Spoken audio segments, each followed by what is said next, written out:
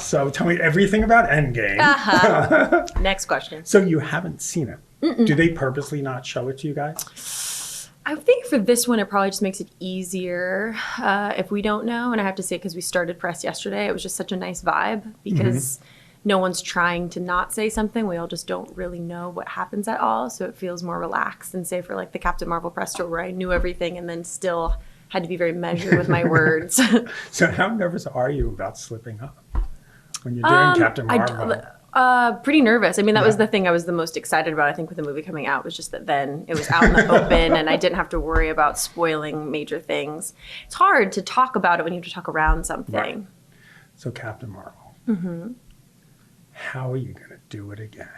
Am I doing it again? Oh, for this movie? Just another Captain Marvel movie? Like, I don't know. How much money did it make? A gazillion?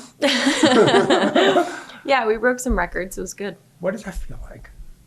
I'm happy to be on the forefront of the normalization of this type of content and to prove once again that representation matters.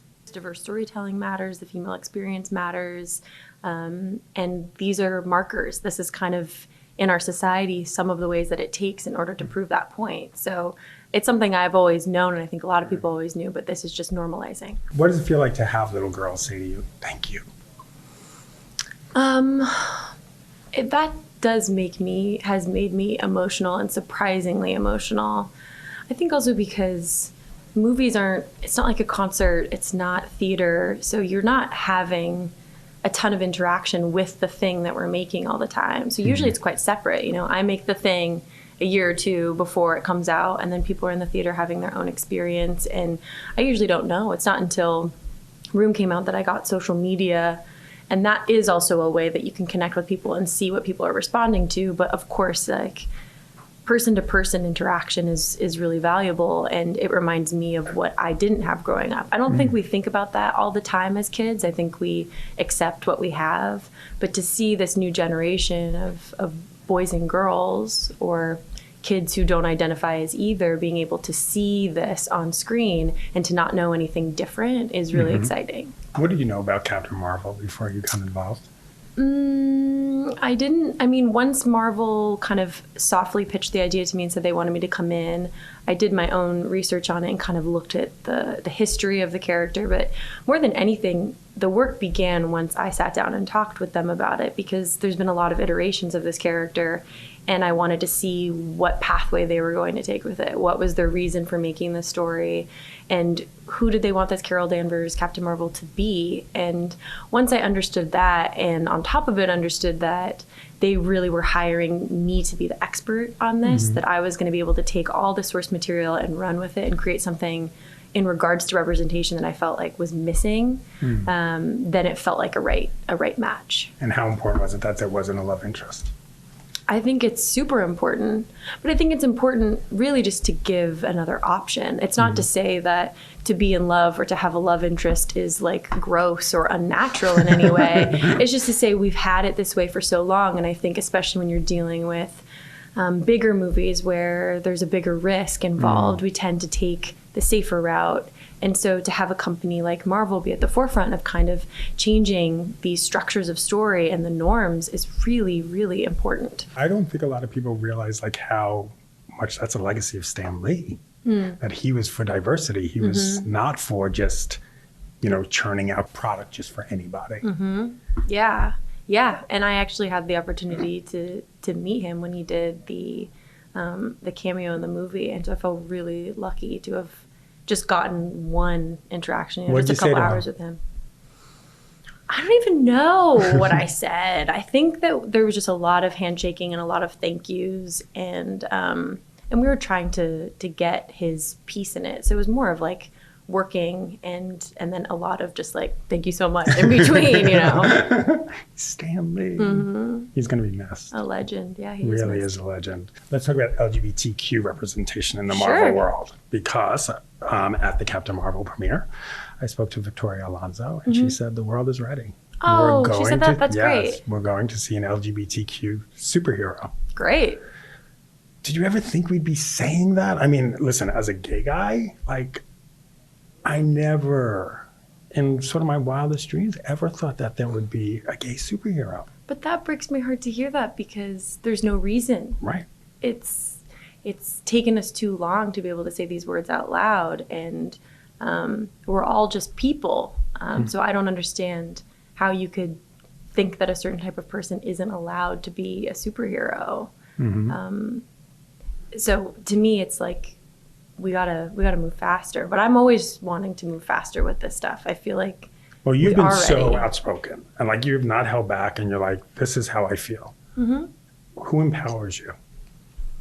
So many people. I mean, even from a distance standpoint, the other women, the other groups of minorities, whether it's people of color, people with disabilities, LGBTQ, all of these people that are standing at the forefront of speaking out about what they believe in. When I see them do it, when I see people living their truth and speaking honestly, it gives me strength. Right. And that's how we continue to build on this. How much do you look to who are you going to be working with? Obviously, we know you made headlines with the Oscars and Casey Affleck. Do you really take a good hard study of, hey, we want this person to work with you, and you look at that person and say, you know what, that might not be the right person for me? Yeah, of course. Mostly, more than anything, like the only thing I really get is the experience of making the movie. That's the part that fills me up. The rest of it is when the movie's done, that's for everybody else, but I don't feel like I'm a participant in that. I'm just the conduit for bringing that message in a bottle to people if they want it. So it's always been really important to me that the sets that I'm on, I feel creatively safe, and that the people that I'm working with feel that way, because I feel that difference. If I'm seeing crew members not being treated properly, I don't feel like I can do my job very well. Have you seen that? Of course. Yeah, I've been acting since I was 7 years old, so I've seen a lot of things, yeah. When did your sort of consciousness, is this something you grew up with? Is this something your family instilled in you? Or is it something that sort of developed as you experienced different things? I've always just seen things, I felt like, differently, and always questioned things, even from when I was a kid. And it was not always received well. But I've tried to be like a normal person, and I really just can't hold up the facade for very long. I usually just like have a meltdown and can't do it again. So, and it's also like, there's certain promises I made myself when I decided to play Captain Marvel. And the main one was that I was going to lead with my heart, that on that set, I was going to lead with my heart. I wasn't going to pay attention to looking at the monitor. I wasn't going to deal with vanity. I was going to get strong for myself because I wanted to feel empowered and capable. And that I was going to use that platform for good, that it wasn't enough for me to just look strong on a poster, that it needed to extend further than that. And because it's something that I believe in so strongly, I'm happy to use this currency. And I don't know what that means. You know, I think some people are afraid, and rightfully so, but I just don't feel that way, because I feel like I can't, at the end of the day, go to sleep at night if I didn't do everything that I possibly could. When are you going to run for office? Probably not. I don't know if that's my vibe. I feel like the arts has always been the thing that scares politicians, so I like to be in that position. Okay, quick little quiz. How well do you know your Avengers castmates? Robert Downey Jr., has he ever won an Oscar? Oh, I don't think he has. He has not. Yeah. He should have, though. Yeah. I feel like he should have. I'm always surprised by people who haven't won. Scarlett Johansson did a cover album. Cover songs of one particular artist. Who Tom Waits. Wow, you're good. I love Tom Waits. Oh, so do you have the album? Do you listen to it? I did listen to it when it came out, yeah. And then there is Chris Hemsworth. Did he really do Dancing with the Stars? Like the American Dancing with the Stars, or like an Australian version? An Australian version. I feel like that's more probable. I don't think he did. He did? Okay, I gotta watch that. That's good. He hasn't shown you any of his dancing moves yet? No. Awesome. Bree, thank you. Yeah, thank you.